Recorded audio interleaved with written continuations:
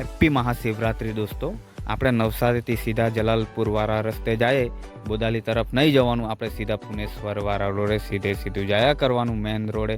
અને ત્યાં સરસ મજાનું આપણું ગામ પણ આવે છે પુનેશ્વર, અને ત્યાં પુનેશ્વરમાં મીંડળી માનું મંદિર પણ આવે છે, ત્યાં પણ તમારે દર્શન કરવા અહીંયા સરસ મજાનું મંદિર આવ્યું છે।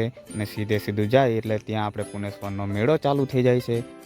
તો દોસ્તો અમે મેળામાં હૈરા ફૈરા મોજ કરી અને મહાદેવ મંદિરે જઈ ભોલેનાથના દર્શન કર્યા અને પ્રસાદનો લાભ પણ લીધો, અને ગામના છોકરા પણ આવેલા હતા અને દાદી પાસે જઈ ચમેલી બોર લીધા, અને બોર લઈ અને એક કાકા પાસેથી બાફેલી સિંગ લીધી।